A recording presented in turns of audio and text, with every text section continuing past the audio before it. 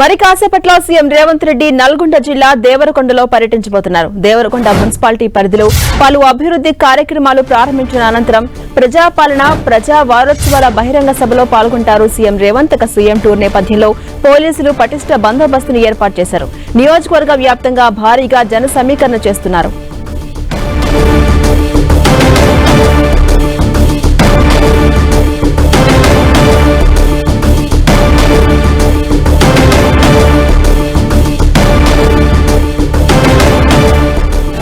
ఇక మరింత సమాచారం నల్గొండ నుంచి మా ప్రతినిధి చంద్రశేఖర్ అందిస్తారు.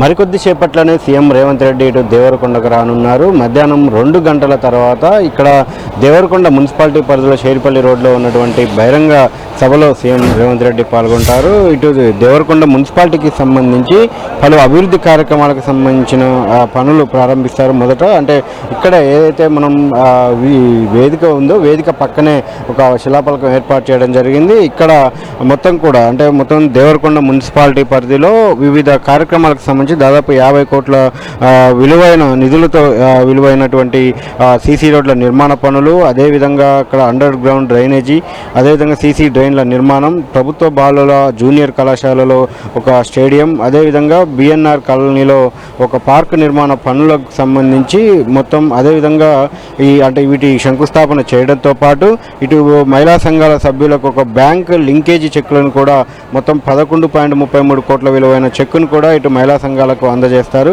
అయితే ఇటు ప్రధానంగా ఇప్పుడు జరుగుతున్నటువంటి పంచాయతీ ఎన్నికల నేపథ్యంలోనే ఈ ప్రజాపాలన విజయోత్సవాల సభల ప్రజాపాలన వారోత్సవ సభల పేరుతో ప్రజాపాలన ప్రజా విజయోత్సవాలు అనే పేరుతో ఈ సభ నిర్వహిస్తున్నారు. మొత్తం కూడా అంటే మున్సిపాలిటీలో ఎటువంటి ఎన్నికల కోడ్ లేదు కాబట్టి మొత్తం ఇక్కడ ఒక సభ నిర్వహిస్తూ గ్రామాల నుంచి నియోజకవర్గ పరిధిలో ఉన్నటువంటి అన్ని గ్రామాల నుంచి కూడా భారీగా జన సమీకరణ అయితే చేస్తూ ఉన్నారు. పంచాయతీ ఎన్నికల్లో అధికార పార్టీ అభ్యర్థులను గెలిపించాలి, అధికార పార్టీ మద్దతు ఇస్తున్నటువంటి అభ్యర్థులను గెలిపించాలని చెప్పి సీఎం రేవంత్ రెడ్డి పిలుపునివ్వనున్నారు. అదే సమయంలో ఇక్కడ దేవరకొండ నియోజకవర్గానికి సంబంధించి కూడా పలు నిధులు కేటాయింపు కూడా ఉంటుందని అయితే ఇటు స్థానిక నేతలు ఎమ్మెల్యే బాలునాయక్ చెప్తా ఉన్నారు. ఇప్పటికి ఇటు ఏర్పాట్లకు సంబంధించి కూడా మంత్రి కోమటిరెడ్డి వెంకటరెడ్డి, స్థానిక ఎమ్మెల్యే బాలునాయక్, అదేవిధంగా ఎస్పీ శరత్ చంద్ర పవార్, కలెక్టర్ ఇలా త్రిపాఠి కూడా గత 2 రోజులుగా ఏర్పాట్లకు సంబంధించి కూడా పర్యవేక్షిస్తున్న పరిస్థితి అయితే కనిపిస్తూ ఉంది. మొత్తం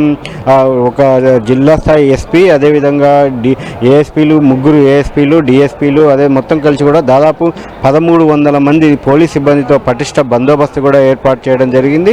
ఈ సభ దాదాపు 2 గంటల తర్వాత ప్రారంభమవుతుందని చెప్పి అధికారులు అయితే అంచనా వేస్తున్నారు.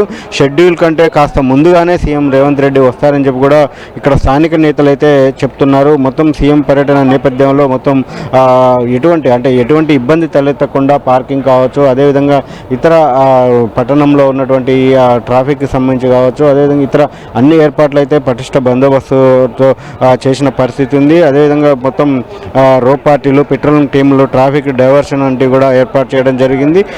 దాదాపు ఇక్కడ దేవరకొండలో గతంలో కూడా 2 సార్లు మీటింగ్ అనుకున్నప్పటికీ కూడా 2 సార్లు వాయిదా పడుకుంటూ వచ్చింది. ప్రస్తుతం అయితే ఈ సభకు సంబంధించి ఈరోజు సభ ద్వారా ఇటు స్థానిక పంచాయతీ ఎన్నికల్లో ఇటు అధికార పార్టీ అభ్యర్థులకు మద్దతు తెలపాలని పిలుపునివ్వడంతో పాటు ప్రధానంగా నియోజకవర్గంలో ఎప్పటి నుంచో నియోజకవర్గ ప్రజలు ఎదురు చూస్తున్నటువంటి ఎస్ఎల్బీసీ ప్రాజెక్టు ఏదైతే ఇటు ఎస్ఎల్బీసీ టన్నెల్ ప్రాజెక్టుకి సంబంధించి ఎక్కువగా ఉపయోగపడే దాని ప్రభావం ఎక్కువగా ఉన్నటువంటి నియోజకవర్గంగా దేవరకొండ ఉంటుంది. దేవరకొండ వెనుకబడిన ప్రాంతం, అదేవిధంగా మొత్తం కూడా గిరిజన ప్రాంతం కావడంతో ఇది ఎస్టీ రిజర్వ్డ్ కాన్స్టిట్యున్సీ. ఇక్కడ ఇంకా ఎస్ఎల్బీసీ కనుక ప్రాజెక్టు పూర్తి అయితే ఈ నియోజకవర్గం సస్యశ్యామలంగా మారే అవకాశం ఉంటుంది.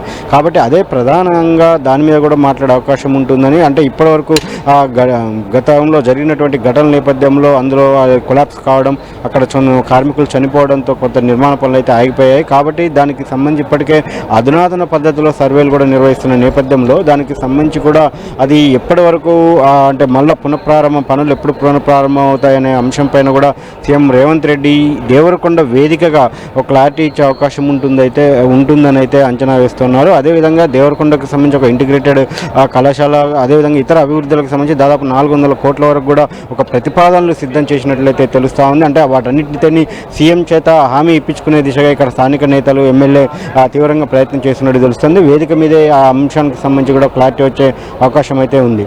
ఇది అంటే ఇప్పటివరకు అంటే ఇప్పుడిప్పుడే ప్రజలు కూడా వస్తూ ఉన్నారు. మరొక గంట సేపట్లో అంటే మరొక గంట సేపట్లోనే సీఎం రేవంత్ రెడ్డి కూడా ఇక్కడికి వచ్చే అవకాశం అయితే కనిపిస్తూ ఉంది.